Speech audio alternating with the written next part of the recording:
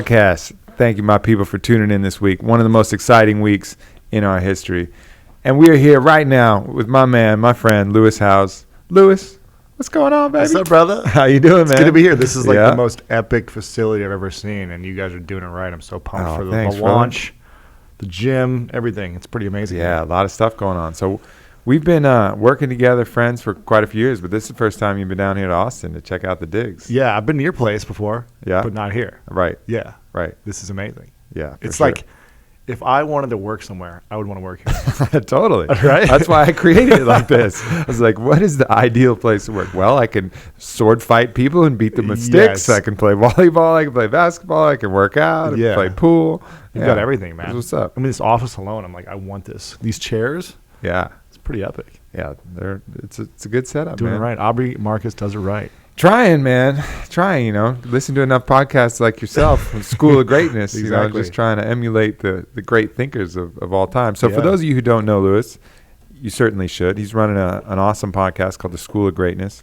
And actually the way I found out about you is we found that right out of the gate, you had an interview with Robert Greene, who's one of my favorite authors. I was on the Joe Rogan Experience with him as well. And that kind of brought attention to it. And just consistently since then, you've been interviewing some of the just top thought leaders in how to achieve your own greatness.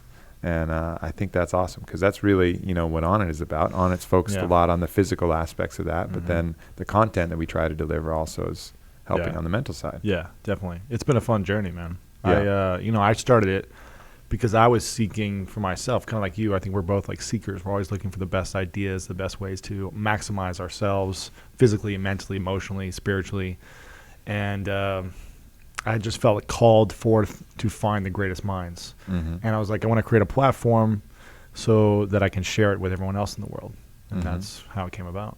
And now I keep getting bigger and bigger, more inspiring people on, and it's like taking over. It's so much fun. Yeah. It was a side project. It was like, I'm just going to do this thing on the side. But now it's like people are begging for it like twice a week, 3 times a week. And I'm like, okay. Give them the goods. It's always surprising how much people appreciate, like real inspirational messages. Yeah. I was just having this talk last night, even in channels that they don't really expect it, and even some of the stuff we do on like the Jason Ellis show, or, I talk to some people who go on this series show called Rude Jude. And they put out a really inspirational message on that channel where it's usually just, dick and balls jokes and a good time. Although Ellis tries to always put in some inspirational stuff. He's good about that. But when they hear it, they crave it. They want it, because I think inside us all there's a desire to really maximize what we're capable of. Right. There's that drive that's really instilled in all of us. I guess maybe it's part of our culture, but it's probably part of the world culture as well. Yeah. It's always wanting more. Learning more, becoming better.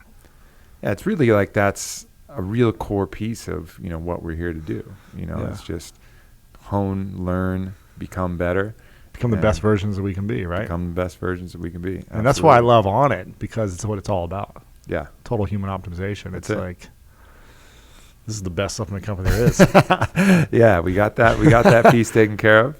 And then combine, and it's all about combining everything, because get the body in the proper state of being, take care of all of the basic physical needs and necessities, but you still got to get the mind in thinking in the right patterns and having the right ideas and belief systems and structures and the right ethos that'll carry you through, and support the body, healthy body and that healthy mind, and then of course the other side as well, and that healthy spirit, whatever that means to you as well. Yeah. So tell us about, first of all, I'll go through a little bit of your background. So you were a college football player. You set some kind of records or something too, didn't you? You caught a lot of fucking balls. I did. I caught a lot of balls in one day. One game. It got broke, I think, 2 years ago. So I had it for about 10 years. In 2002, I broke it. I think it got broke in 2012. It was the most receiving yards in a single football game. 418 yards. I caught 17 catches in that game. We did lose the game. So it was like... So your defense was a little shoddy. Our defense was, a little shoddy. I was going to one of the smallest schools in the country called Principia College. They actually no longer have a football program. They discontinued it a couple years ago. They're just online courses now. Yeah, right. Yeah. But it only had 550 students at the whole college when I was going there. So... there's a soccer team, there's other, there's golf, there's baseball, there's all these different sports. And I think we had 30 5 players on the team at one time, on a football team in college. We're playing against other teams. We line up. Everybody's going both ways. Everyone's going both ways. There was probably like 10. So you might have been part of that shoddy defense I was just making fun of. I might have been. I was playing safety, and I was pretty tired. After I was running 400 yards, you get pretty tired. Yeah. You're like, fuck it. I'll get it back on the next one. I'll get it back on the next one. Take it. I'm going to score one on you guys. It was an intense, it was kind of a surreal moment. It's one of those moments where it went by so fast, but everything was so slow at the same time. It was, I was like in shock that we lost. And at the end of the game, I remember just being so frustrated that we lost. And everyone kept coming up to me and congratulating me. They're like, you did amazing. You had like an incredible game. They would ask me, how many catches did you have? And I was like, I don't know, maybe like 8 or 10. Because I was just so focused. And in the moment, I wasn't like thinking about what I just created. And I wasn't thinking about what I was going to do later. I was like, let's win the game. Let's one play at a time. That was my mindset in this game. It wasn't always like that. And then I remember I took it pretty hard on myself because I wanted to be the leader and, felt like I was one of the better players on the team. So I was the last person out of the shower. I remember it was just like taking a while to take my gear off, went in the shower, was the last person out. And then my coach comes up. I think I had like my head against the wall. Like I was, pouting and my ego was hurt or whatever. Right. And I didn't take losing very well back then. I'm a little better now. And my coach comes in. It's good because we're friends now. So, as you're here this weekend, if I lose to you something, I won't be upset. Whereas before, I used to be like, it would control my mind, right? It would like take over. But now I'm like, I know the fucking feeling, my friend. I can have fun with it. And like, yeah, totally. I can be competitive and be like, whatever, it's a game. Sure. It's not like the Super Bowl, Sure. And I had my head against the wall and like, hot shower. I was pretty beat up as well. And the coach goes, he was kind of like upset with me. I remember him kind of being upset with me. And he was like, but he also said, congratulations, like you just broke a world record for most yards in a single game. But he said it in like not a happy way. It was kind of like, oh, just want to let you know you broke a world record today. Yeah. Shower up, we'll see you out there. I was like, what? And so it's kind of like I didn't know to be happy because of what I just created, but I was still frustrated. Sure. So I came out and told my dad, who was at the game, and I was like, yeah, I broke this record, but we lost. Like, what's the point? If our team doesn't win, then I don't win. Right. And, I don't know where I was going with that story, but that was that moment. That's funny. It's interesting that one thing I want to touch on is how hard that we used to take it, because I was in the same boat. We used to take these losses in competition. And really now, in the perspective that I have, I realize that was just attachment about something to my identity. Like I had used that athletic performance and those wins and those performances as a part of what gave me my self-worth and self-value, my identity. I was, Aubrey Marcus, the basketball star, and if I didn't live up to that expectation of Aubrey Marcus, the basketball star, I was crushed. I'd lost a piece of my identity. I loved myself less because that was built into my identity. Whereas now, I'm, through all the work I've done and many things, I try as much as possible just to be Aubrey Marcus, just a dude. The human being. You're just a human being. With a great heart. Yeah, exactly. And that's the transition. Yeah. That's what I've learned over the last few years as well. It's like we have a lot more to offer than just our talents on a sports field or something. Right. On a basketball court. And I think as we've evolved, I'll speak for myself, as I've evolved, it's really, and become more aware of myself and the universe and the world and how I interact with people. It's like the way I show up day to day is what matters, and how I treat people and how I, the impact that I make with other human beings is what matters, and it's my identity, me being a human being, not playing a sport and winning a game. Sure. Yeah. And so many tricky little creepy things come into making this identity, and I think it's an important job to work towards cutting the ties to all of that. Like, it's real easy for On It to creep into my identity, because I fucking love On It, and I put my heart into it, and I do everything, and I'm Aubrey of On It, to many people. We just talked about it. Your Twitter handle exactly. Aubrey On It. But then, releasing that attachment to it and being like, I'm okay just being Aubrey too. Yeah. And that gives me actual more free, because it removes fear. And fear will ultimately manifest itself. So by removing fear, it actually attracts more positivity to the thing, because I'm not afraid of, the boogeyman coming to take on it away or something happening. So what do you think people should do to, because the thing is, I talk about, Aubrey's the CEO of On It, and I talk about you constantly, Sure. but I associate you with On It. Mm-hmm. And other people will praise us for our sports achievements in college. It's like, he's a great football player, football, whatever it may be. So how do we remove ourselves from that identity and become more into like our hearts or being a human being? I think you'll never be able to change what people associate you with, so just let that be. The people are going to have what people, but you got to just constantly, it's like a housekeeping duty. You constantly got to at least be aware of what's structuring your identity. Like what is it, your material things, is it your car? People who get so bent out of shape about their car getting dinged. Is it really that money, or is it the fact that you would have to drive around with a ding in your car, which makes you feel less like a baller or whatever? That's part of your identity. So every little thing that annoys you out of thing or that you're afraid of, like really just track that and see where that comes from. Like, could you dress like a fucking bum if you wanted? And maybe you don't actually do it, but test yourself and be like, could I do that? And would I be okay with that? Am I attached to this image of? Because even something as far as like how you look, it's good to want to look great, but being attached to it is different, because if something happens, God forbid, and you lose that, and that's taken, then it's going to take away from your identity, not just your expression. So and that's going to be a disaster. Let me ask you a very hypothetical question. Mm-hmm. Knock on wood, everything.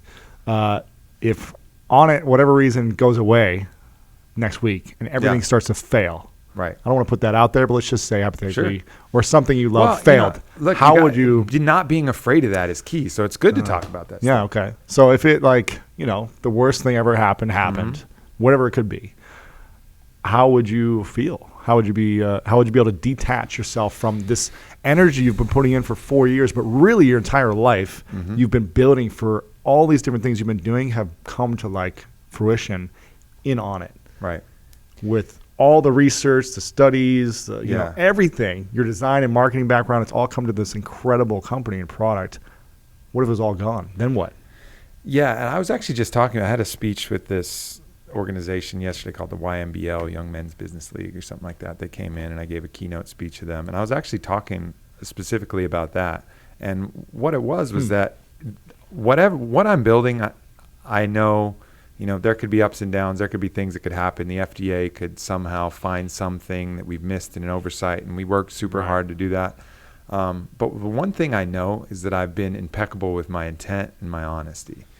So whatever happened, I would just go out and say, hey, this is exactly what happened. I'm super sorry. Maybe it was something that I missed. Surely at some point, let's say it was something that I failed to do or I missed or overlooked. I just say, look, I'm super sorry. I fucking blew it.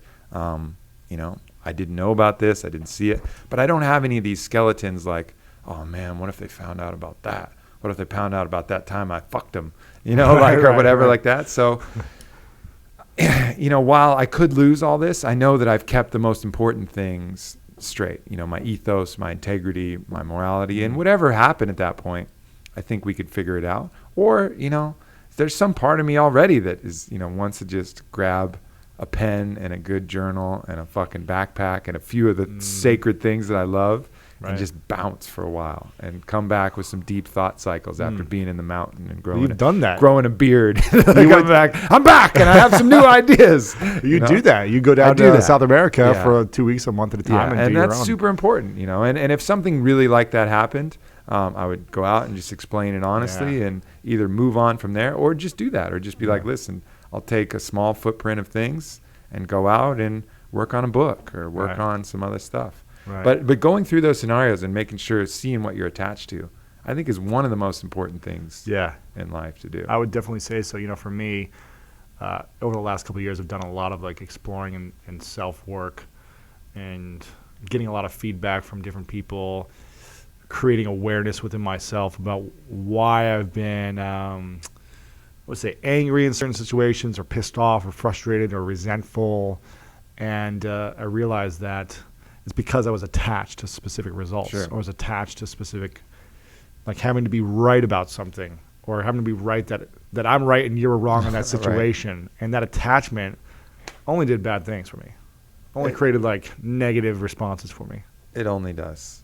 It only does. And it's a constant battle. It's like you're going through some kind of forest of sticky, gummy, branches and tentacles Thorns. and spider webs. And you're just constantly having to take these spider webs of attachment off yourself and just say, I'm fine just as myself with nobody else around. And people get attached to relationships too. I'm so-and-so's boyfriend. I'm so-and-so's wife. I'm so-and-so's blah, blah, blah. Even that attachment. And that's one of the reasons why breakups are so hard. It's because that person has become part of your identity, and so even cleaning that up is going to allow more true, love to exist, that ability to say, hey, whatever is best for you, I love you, and you go fucking do that, even if it doesn't include me, I'll be fine, because I have enough love for myself that you can go do that. So looking in every corner, even the corners that you think are, oh, that's all good. I got a great relationship with my wife. Great, good. That shouldn't change, but it can be even better if you just pay attention to clean up some of those attachments. So you don't view yourself in that role. Or even, me as CEO, doing that. Some of the times I get frustrated, it's like, don't they know I'm a fucking busy CEO? Like, they can't be doing this shit to me right now. But really, then I'll look back and be like, no, don't be attached to that position. Yeah, you're busy, but it's cool. They didn't mean it. They're not trying to they didn't know what was going on in your day. And it's not like I've learned enough not to express that outwardly, but even that inward frustration of like, really, you going to fucking interrupt me right now? Like, I got shit to do, But even getting past that and being like, no, it's cool. And I think that's important because you can get attached to pretty much anything in the universe. Of course, yeah. And I'm sure the bigger game we play in life, the bigger things happen for you, the more we get to learn and grow on how to let go of those attachments as well, because it's going to become more challenging. Or maybe it's not more challenging, but it's just a different type of challenge. It's more seductive to bring that into your identity, for sure. The more ability you have to buy material things, the more you're likely to flaunt that and have that as part of your thing. The more feedback you get. And I think, a lot of people have that with even some social media and some physical stuff. You post a picture looking like a certain way, and then you become attached to the feedback that you get thousands of comments instantly on Instagram. Exactly. And you get addicted to that and you get hooked on that, and that can be a challenging thing too.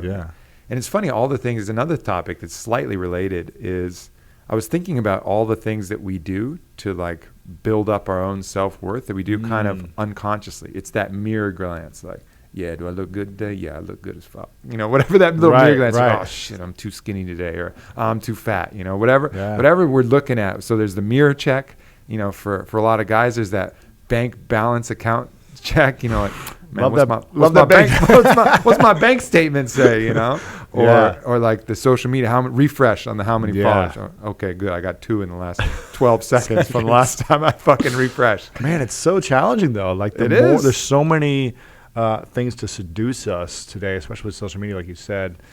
And I'm not perfect at that. No, me neither. It's me neither. I posted something today that I refreshed it 10 minutes later. I'm like, oh, let's see how many people like it in 10 seconds. And I'm refreshing. And I'm like, totally. Yeah, now what?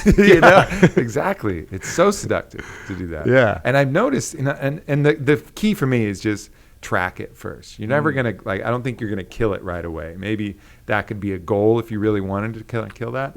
But just track it. So know that it's a silly part of yourself being silly. And don't be hard on yourself about it. How much time are you spending on it every day? Right. Because, in every day I'm doing all of those things. At some point I'm checking the mirror. At some point, I'm checking your abs, social media. Pulling your shirt up. Something like that, Giving that look where you're just kind of straighten your shoulders out. What, son? Check how much room there is on your T-shirt sleeve, Whatever that is, whatever these habits that have been ingrained. Yeah. But I've noticed that, when I'm really on fire and things are awesome, I don't worry about any of that shit. If I just was on the Joe Rogan podcast and I know we killed it and there's been 4 or 5 of those episodes, where it's just we just clicked and it was fire. And I know that ripples are going out into the world. I'm not checking that. You're not checking the bank account. I'm not checking the bank account. I'm not even checking that. It's just I know it. You're not even checking tweets. I'm not checking tweets. I'm just you're thousands of people commenting. It's all good. Yeah. It's I know what I did, and I'm just that's cool. At peace with all that. I'm not looking in the mirror. I'm not checking tweets. I'm not checking the bank account. And I think what happens to you when you do that? When you don't check? Oh, it just feels fucking amazing. It just feels like this release of just not. That's one of the best feelings is to know that you just went out there and killed it. You know, I mean, and we athletes have felt that too, that game where you knew you just killed it and you won and everything's good. And you know everybody out there is going to be ready to talk to you and kind of give you compliment, but you don't care about all that. You know, you still take your time in the locker room. Yeah. It's like, just had a good game. Yeah. You know, It's interesting you say that, because I used to be really attached to sales results from when I would do webinars. Early, you know, when I was starting out early, I say 5 years ago when I was starting out doing those. And I would right after the webinar would end, I would go on my email and see how many sales would come through. And it would affect me the rest of the day based on the results. Yeah.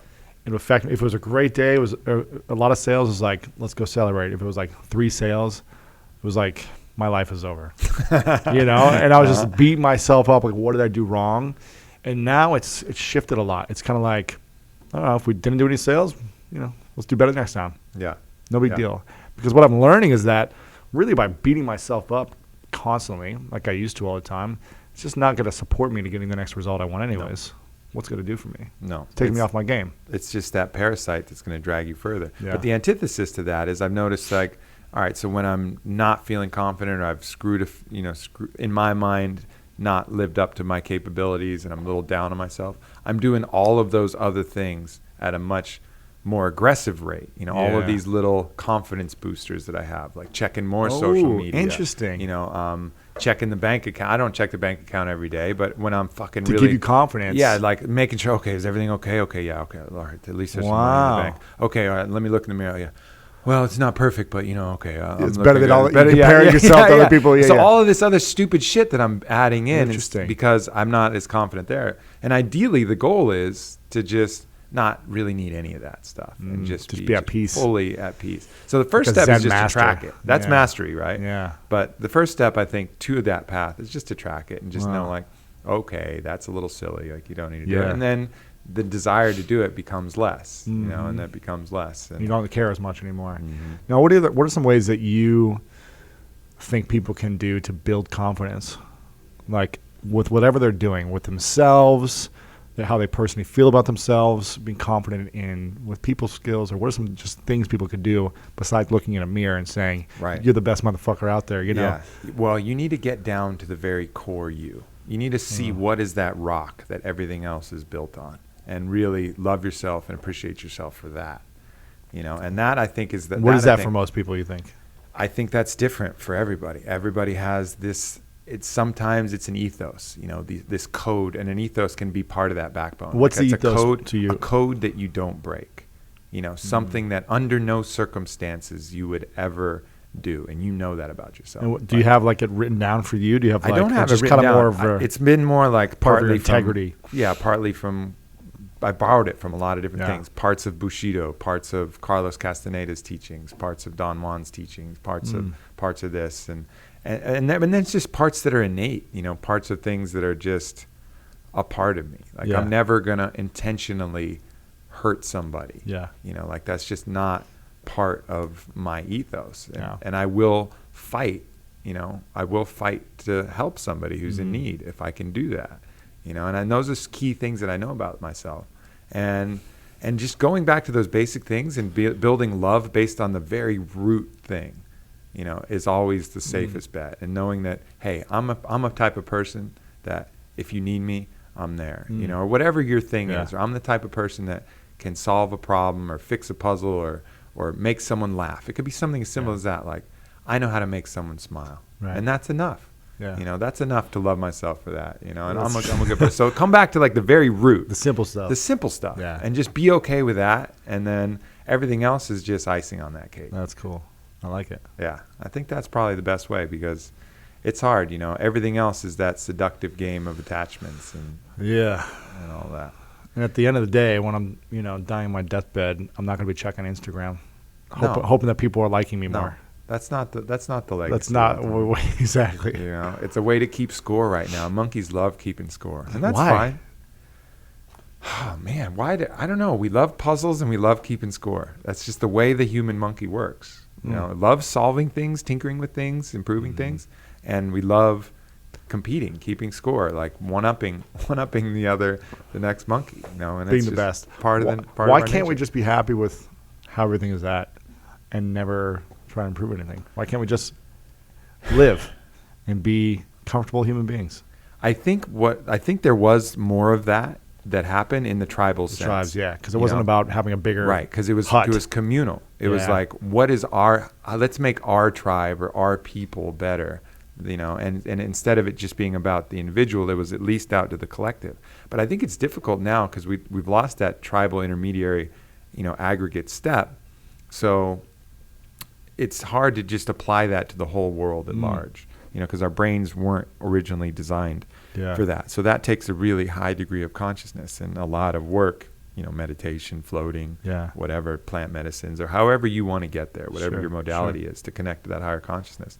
But I do think there's that tribal craving, and you can feel it on a good team. If you're on a good sports team, where you get that, where you would, you don't care if you score or if your buddy scores, both are equally awesome. And that's how you see a great team, and that's the teams that we love to watch too. Man, that team, the Spurs in the championship last year. Even I didn't really love watching the Spurs, but they do so well. They have that thing. And they're supportive and constantly got each other's back, picking each other up. Yeah, sprinting after their teammates in need. Totally. And that's it's that Hoosiers thing, that, and we crave that and we love it when we see it, that selflessness in action. And I think, trying to apply that as much as possible, building your own tribe. That's the next kind of chapter for me, is trying to figure that out, is how to recreate that with a group of close people where it's not doesn't matter if it's my benefit or their benefit, as long as our clan is doing well and thriving. Now, do you mean your tribe, like your community in the world, or you mean here in Austin, at your home and your neighbors? See, it wouldn't even because my neighbors. I don't think any of them are listening. They're just not. They're not even anywhere near my social, circles or life or interests. So what do you mean by clan? So it's just selected people, like someone like yourself, man. Dude. Yeah. Someone that we've connected with similar ideals on what we want to bring to the world, and birthing positivity and creating something better. That's really the unifying principle for the tribe. Gotcha. I got it down and proved. It's part of el bien de todos, for the good of all. Nice. And so people aligned with that idea, and creating that kind of tribe, and then using that as a platform to shine an even brighter light, onto the world. I think that, to me, is what gets me most fired up. But I like doing it I like having that personal, the kind of microcosm of what we're trying to do on the macro, do that within a smaller group, and then let that group apply that to the create world. A ripple effect, so everyone else starts doing the same thing. Because I think we need that intermediary step of organization, because we can't be accountable for every other human being, And I think that's one of the failings why people are able to easily disassociate from that homeless person you see. It's we can't have everybody as part of our circle that we really want to fight for to the death. It's just not the way we're organized. But tough, if though, everybody had a tribe, and that tribe had, let's say it was a tribe of 90, and some sociology sets the cap at 150. So let's say the tribe was at 90, and 10 of them were people that had that proclivity to be that type of homeless person. Because I'm not saying you should try to be elitist in this. Bring in all kinds of people. But your tribe would look after those 10 because you had the resources. No one's left behind. No one's left behind. As long as everybody was part of some intermediary group, I think that's the way to do it, rather than trying to force ourselves to try to care for everybody else out there, because it's just not possible, and it's not the way we're structured. Interesting. Yeah. So you just start making your responsibility to take care of people that may not necessarily be close friends to you right now then? Is that part of the plan for you, or is this just something you're coming up with right now? Yeah, I'm trying to sort it out. Really, I think the idea is to collect as many people that I would trust with every aspect of my life. So financially, I would trust them to have a communal, bank account with, or share property, or share. Really? 90 people?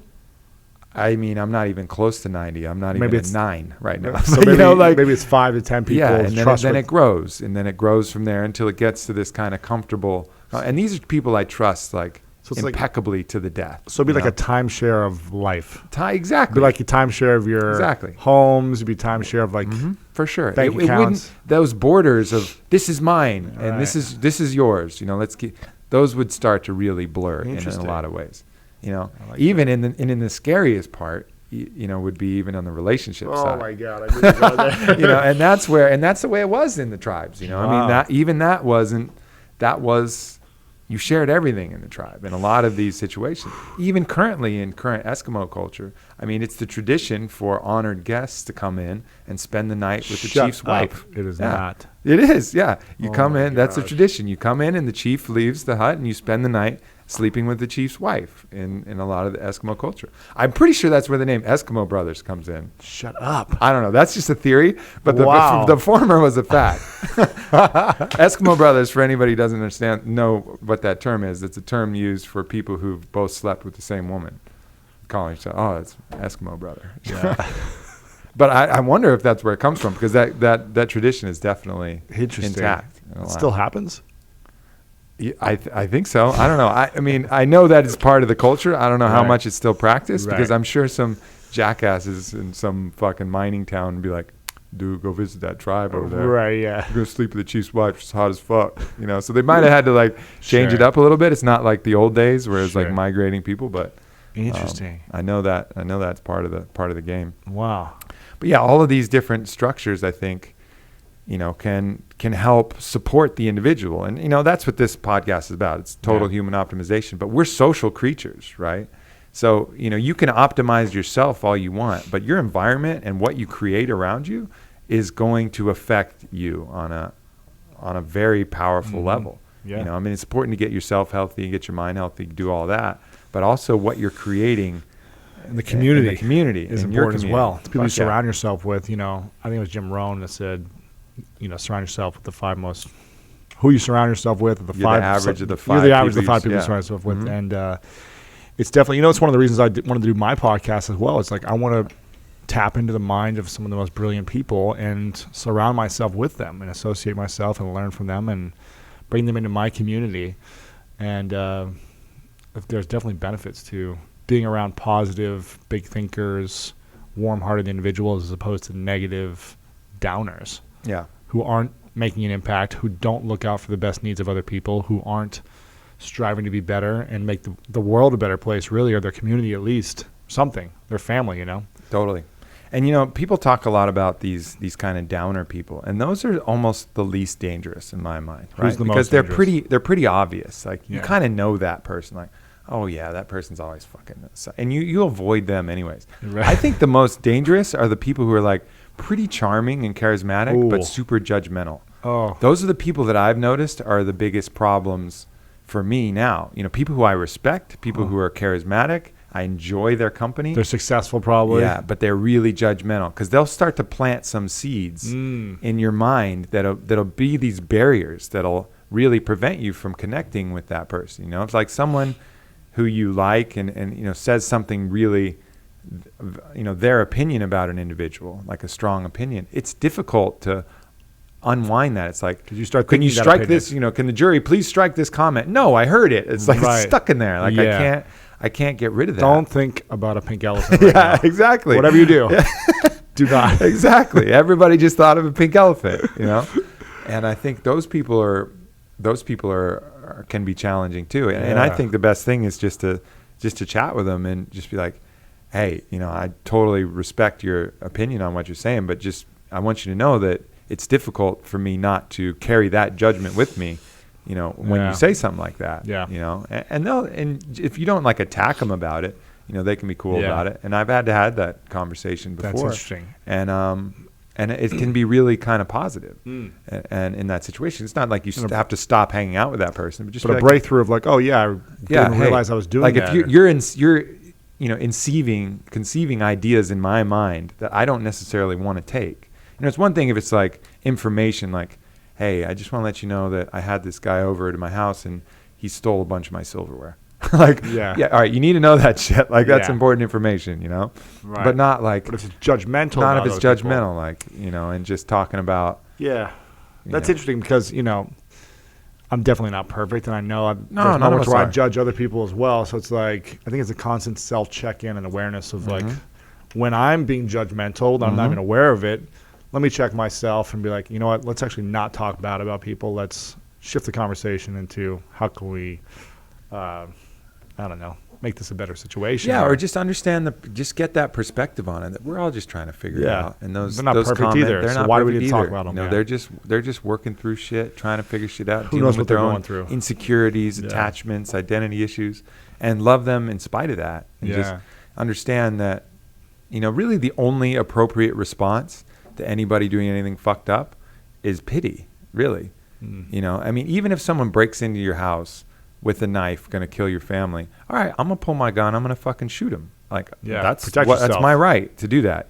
I'm not going to give him the right to impinge upon my right to live. I'll shoot his ass. Yeah. But my response isn't anger towards that guy if it's done properly. My response is man, that's too bad that whatever in his life and whatever decisions he made caused him to want to do that, because his higher consciousness certainly didn't want to do that. No. He was scared. He was scared. He was hurt. He was in pain. A lot of things drove him to do that. Yeah. And I blasted him, and I'm fine with that. But my only response is not anger. How dare you come into my house? It's, man, I'm sorry. There's a reason. Sorry that you were driven to those depths. Sorry you weren't able to figure it out, or you didn't have the support, the love. And even on a smaller scale, obviously that's this crazy psychopath example. But on a smaller scale, if it's someone who's complaining a lot or all of these other things, the self-victim, it's like, I'm sorry you haven't figured out the tools to help you remove that victim identity yet. It doesn't mean you have to hang out with them, but just changing that instead of judging that person, and then keeping that barrier, just embracing them with you'll figure it out. What do you think are the most important things that we should be learning in school growing up? Let's say our parents don't have the tools to teach us about creating awareness or mindfulness or meditation when we're young, because I didn't have that when I was younger. The meditation, we prayed, we focused on prayer, but not meditation necessarily, or focusing on breathing, finances, and people skills. For me, it would be like some of the main things that we worked on: emotional intelligence.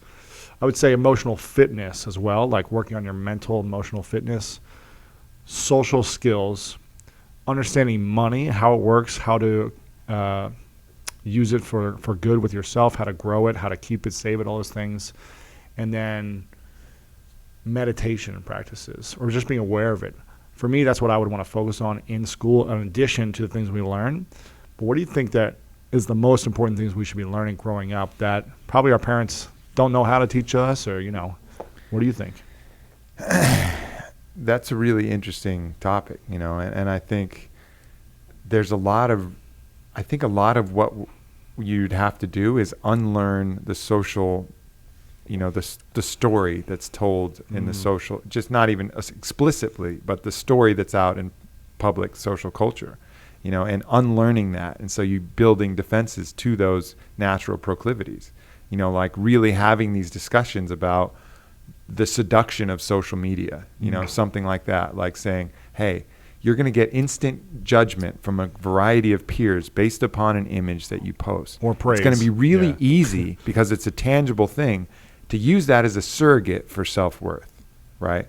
And then, but as soon as you do that, you're on a really slippery slope, because then you're relying on something outside yourself that's fickle and that can control you to give you your own self-love, rather than relying on what's inside yourself. And really working on exercises and practices to kind of facilitate that understanding and be prepared for this modern culture, and kind of unlearn that story that you've been told, and I think that's one of the most important things that you could do. And then also putting in like real rites of passage back in would be another thing that I would really focus on with my kids.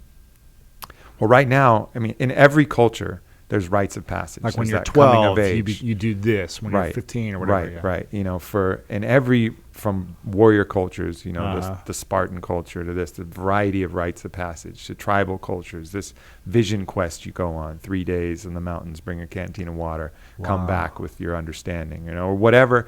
In every culture, there's something that signifies that. And for us, we've lost it. We all have Jewish friends. We've gone to a bar mitzvah, and that used to mean something. It's a joke now. It's a party. How much money do I make? Yeah, it's a party. You dry hump on some kids because you're 12 years old, and then you go home. And I guess nowadays you probably chat on social media. I don't know what kids do these days. Crazy kids these days. But quinceañera, all these things that are even remnants. We see these skeletons of these rites of passage that used to mean something. that don't mean anything. So I think having these important steps, like challenging experiences, like when when that boy is crossing that threshold to teenage years, having a meaningful rite, like something that challenges them to expand their mind and push through. And then when the child's leaving the home, like another like real rite of passage, like, all right, whatever this is. I think bringing some of that back, preparing defenses against the social norms, and then getting them some of the really good books like Robert Greene's Mastery and Aldous Huxley's Island, and this recent book I read called The Fifth Sacred Thing, like exposing them to concepts of higher consciousness and how to work within the system. Even reading a book like 48 Laws of Power, simply for even defensive purposes, just to understand, like, oh, you're going to be working for somebody, because not nobody, but very few people pop out, ready to go running their own company, right away, not influenced by any other forces. Like, you better know how the political system is going to work so you can survive it. And how people may want to manipulate, how people are going to manipulate you. Yeah. So getting them all of this information that's not taught in the books would be how I would approach it. Huh. Yeah, it's interesting. Do you know Joe DeSena? He's the founder of Spartan Race. Okay. Yeah. But Spartan Race, right? And we just had Hunter McIntyre in. Yeah. Yeah. He's like one of the top Spartan Race guys. Yeah. So I had Joe on my podcast, and I've been on his now. He's launching next year. And I think he's got 2 or 3 kids, but he puts them through like pain and torture, not torture, but like he puts them through like a challenge every day, based on their age. But he's like, I make them get dirty. I make them get in the mud and like lift stuff, and I make them do manual labor. And he's like, I think they do like 2 hours of some type of martial arts every single day. It's like they're constantly doing something to like challenge themselves and not just be in this easy environment growing up playing video games. Like, I don't think they do that at all. It's like, it's all about getting back to a challenge, like growing up and getting dirty. That's it. No, it's important. And I think for someone like Joe DeSena, I'm sure he runs the races himself. He's challenging himself constantly. He builds the races. Yeah. He does everything. Yeah. So that works. Where it doesn't work is where it's some, out of shape parent trying to live through their kids and live vicariously by pushing their kids to be more successful than they were, because in that case, the parent's identity is wrapped up in the children. So the motivation is wrong.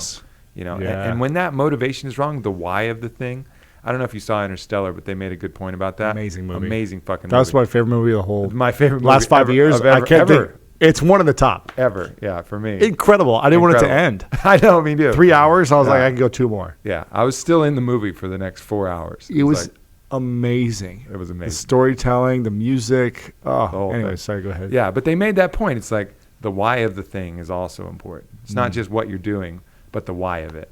And so, my only caveat with that would be make sure the why is right. Yeah. Make sure you're doing it, in the spirit of this is going to be fun and something cool for these kids to have, rather than I'm going to make these kids better than I ever was, because my name is going to live on through them and they're going to bring me glory and I'm going to feel fucking like king of the world.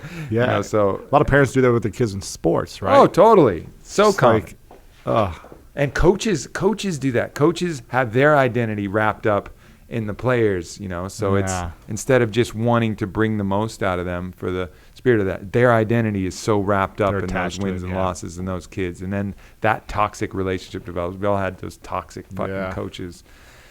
We got to play some basketball this weekend. Dude, we got to play Do you have basketball. A court here? We got a court, yeah. It's in the volleyball court.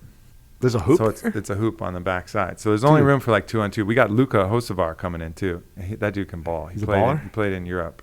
Wherever he's from. What is he from? I'll be on his team. Lithuania, Estonia. You can get TJ. I get TJ Dillashaw and you get Luka. How tall is TJ? Might as well give me Orlando. Fuck. How's tall TJ? 5'3"? Yeah. 5'3". He's kind of jacked. He's a little dude, but he's jacked, man. That would be like the biggest nightmare to fight, I think, is any one of these little savages running around, because it would just take way longer and you take way more damage than like if Mark Hunt came to fight you, you would like block and he would knock you out and you'd wake up and like, God damn, that really hurt. But like if you got in a fight with fucking TJ, it'd be a nightmare. Your legs would be fucked up. Your body would be fucked up. Your head would have knots all over it. Black guy. You'd still get knocked out, but it would be by 500 blows rather than like one that just took you out. Yeah, I think about that sometimes. I want to spar with one of those guys. You don't? Well, I don't want to spar with them. I want to hit some bags of them. Yeah, they'll hold. That's what I want to do. Just to like. We'll get in there and mix it up. It was funny. I was at dinner yesterday, and it was a dinner of 12 people, and I realized, I was like, holy shit. And it happened to be all fighters. Andrew Craig, Danny Castillo, TJ Dillashaw, and then one of my other friends, Eric, who's a fighter.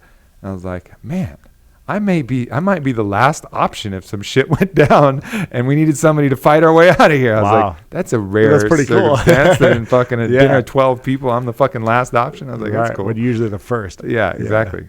But it's cool hanging out with these guys, especially people at this level of mastery. You know, it's like they got nothing to prove. You know, they're not trying to mean mug anybody or be tough. They are tough, and they fucking know it because they've shown it time and time again. So they're not going to start shit anywhere under any circumstance. They're probably the last ones to fight. The last ones. Just like, that's good. Let's chill, bro. Right.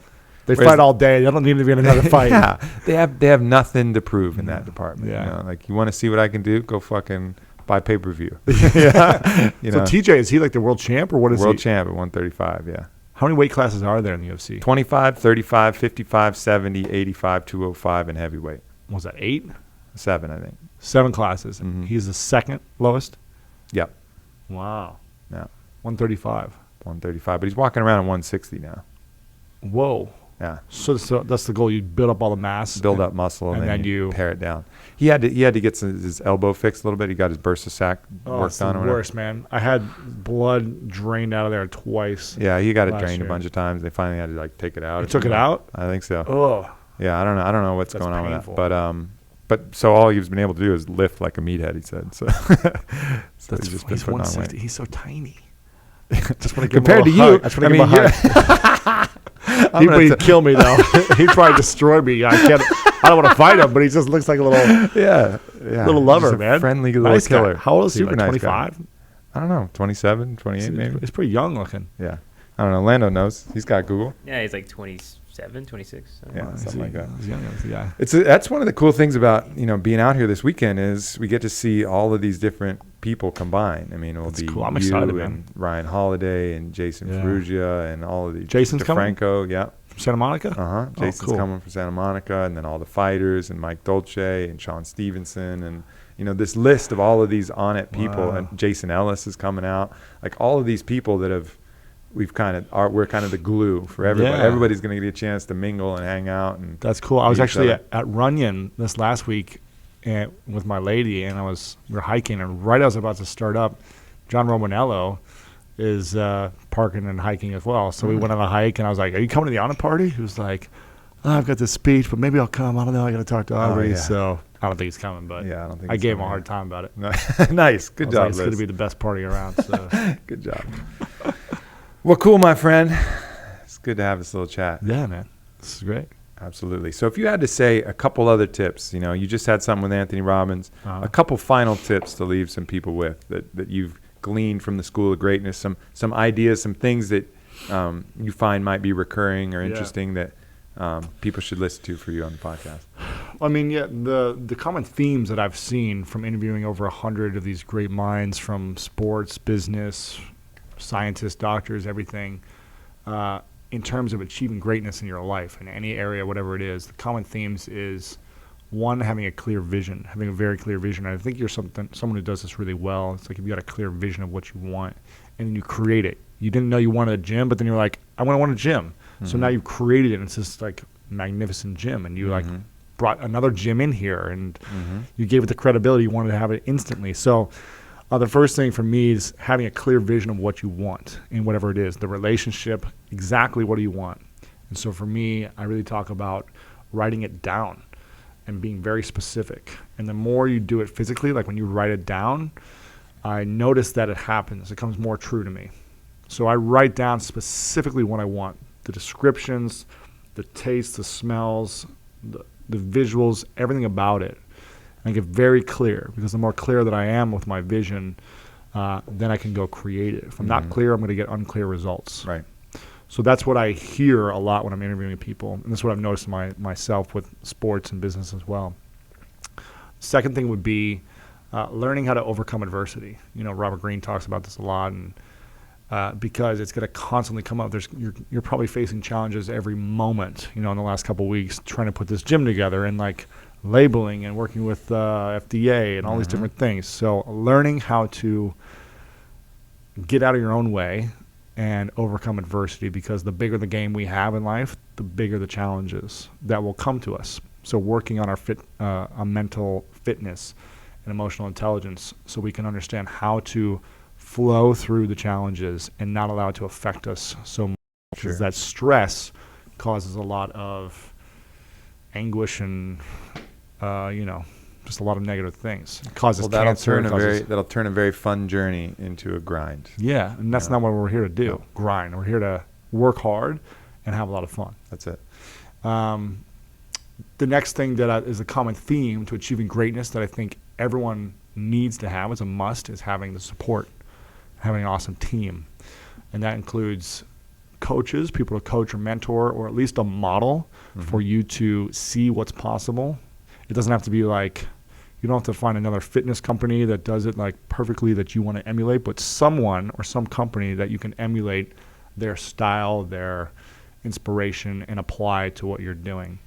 As an athlete, I used to follow Jerry Rice and be like, I want to be like him. So I would watch game film over and over. He never got 417 yards. Never did. I broke his record, whatever his all-purpose yards were. But I also didn't get a Super Bowl ring. So I think he won one, right? Yeah, he won a couple with the Niners. So having a support group. And I think a lot of people, I've been there myself. It's like there were so many times where I wanted to do it alone.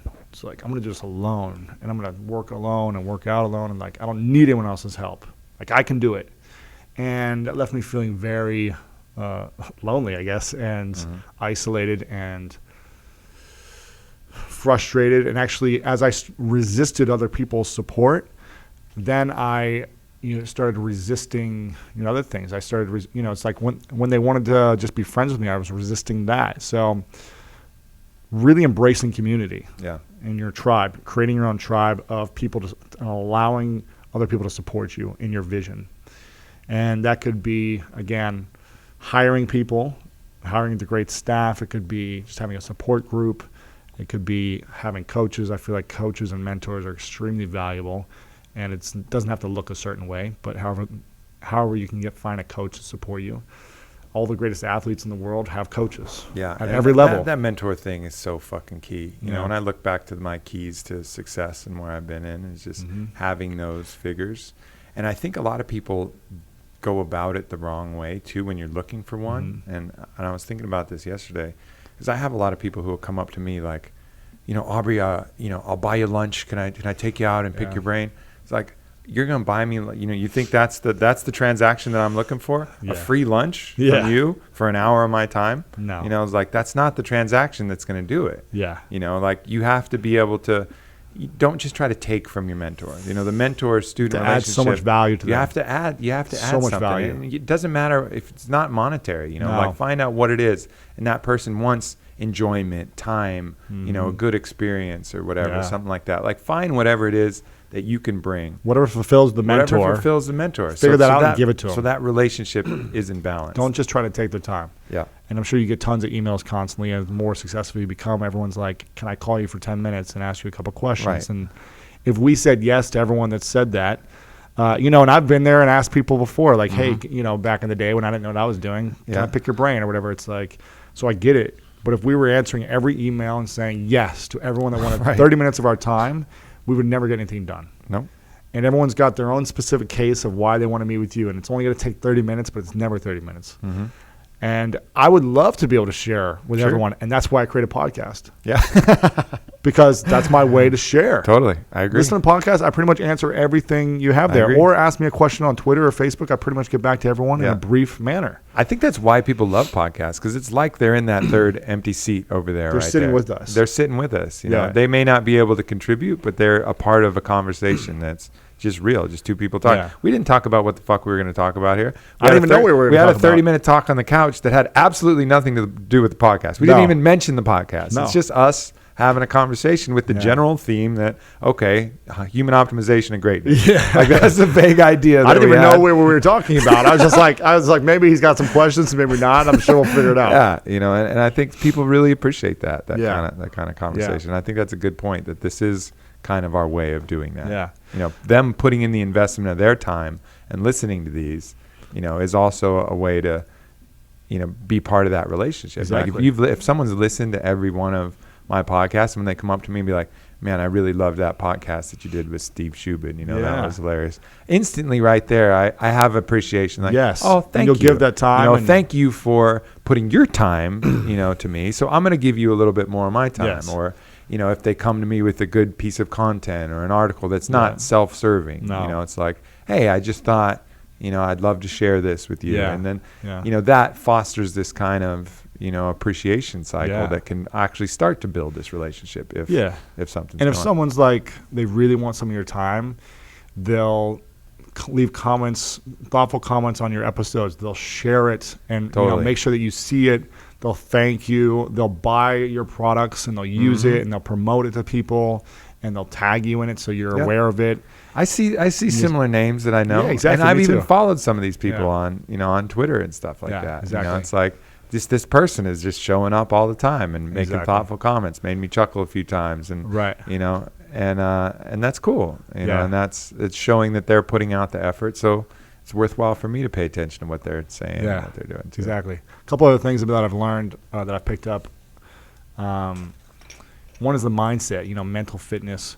Really understanding yourself. We've talked a lot about this so far, but being aware of where you're at, how you're showing up, how you're acting, how you're treating people, and building that mental fitness, whether it's meditation, whether it's putting yourself through your own challenges, whether it's overcoming fears and taking them head on, but building that mental fitness so you can take on more challenges. Mm-hmm. That's something I've learned from all these interviews.